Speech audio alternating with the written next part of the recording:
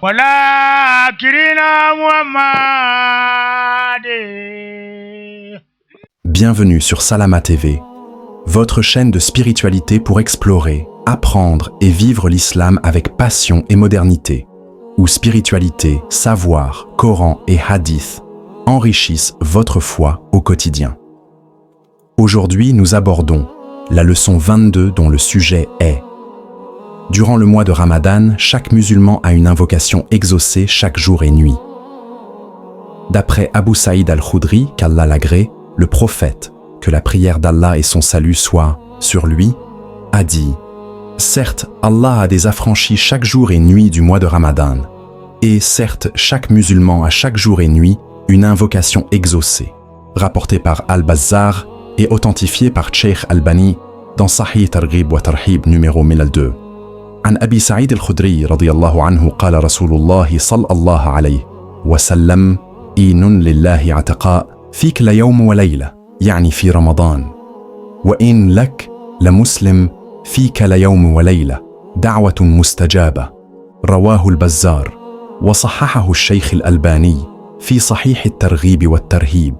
رقم 1002, c'est-à-dire des gens qu'Allah affranchit du feu des gens qui ont commis des grands péchés et les met au niveau des pieux. Lataïf al-Ma'arif de l'imam Ibn Rajab, page 380, c'est-à-dire durant le mois de Ramadan. La base dans la langue arabe, l'exaucement, al-ijabatu. Al-ijaba désigne le fait de donner à celui qui demande la chose qu'il demande. Al-Dua, al-Mathour de l'imam Tartouchi, page 64. Par contre, dans la législation islamique, l'exaucement de l'invocation a un sens qui est plus large, puisqu'il peut désigner une des trois choses suivantes: le fait qu'Allah donne à la personne la chose qu'elle a demandée, le fait qu'Allah protège la personne d'un mal équivalent à ce qu'elle a demandé, le fait qu'il soit donné à la personne dans l'au-delà l'équivalent en bonnes actions de ce qu'il a demandé. L'imam Ibn Hajar, mort en 852 du calendrier hégirien, a dit: chaque personne qui invoque est exaucée, mais l'exaucement peut prendre différentes formes. Parfois, l'exaucement peut être par la chose précise qui a été demandée, et parfois, il peut être par son équivalent. Fath al-Bari, 1195. D'après Abu Saïd al-Khudri, qu'Allah l'agrée, le prophète, que la prière d'Allah et son salut soient sur lui, a dit: il n'y a aucun musulman qui fait une invocation dans laquelle il n'y a ni péché, ni rupture des liens de parenté, sans qu'Allah ne lui donne une de ces trois choses. Soit il exauce son invocation, soit il lui retarde l'exaucement pour l'au-delà, soit il le protège d'un mal qui est équivalent. At-Tilil on dit: ainsi, nous devons multiplier les invocations. Le prophète, que la prière d'Allah et son salut soient sur lui, répliqua: Allah exaucera encore plus. Rapporté par Ahmed dans son Musnad numéro 1134 et authentifié par Cheikh Albani dans Sahih Targhib wa Tarhib numéro 1633. عن أبي سعيد الخدري رضي الله عنه قال: النبي صلى الله عليه وسلم: ما من مسلم يدعو بدعوة ليس فيها إثم ولا قطيعة رحم إلا أعطاه الله بها إحدى ثلاث: إما أن يعجل له دعوته، وإما أن يدخرها له في الآخرة، وإما أن يصرف عنه من السوء مثلها. قالوا: إذا نكث رقال النبي صلى الله عليه وسلم. الله أكثر.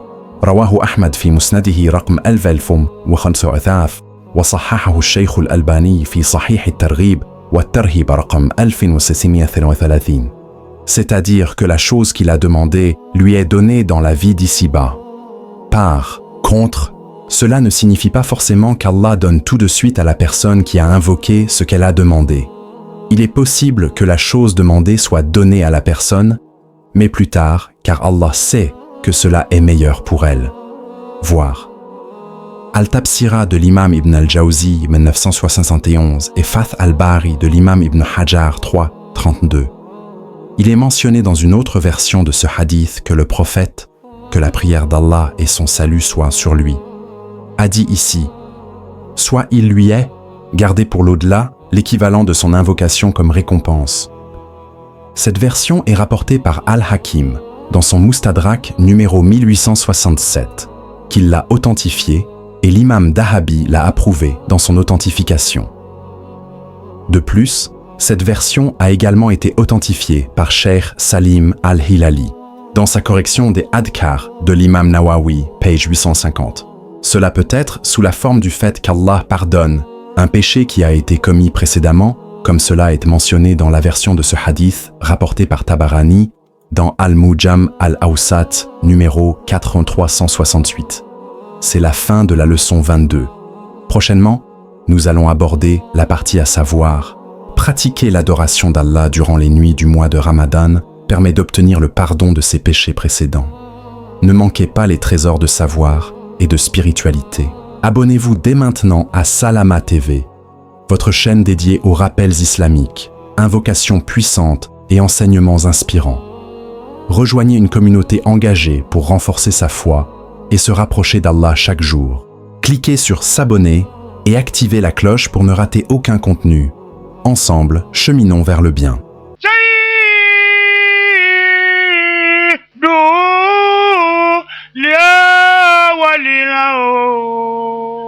ولا كرنا محمد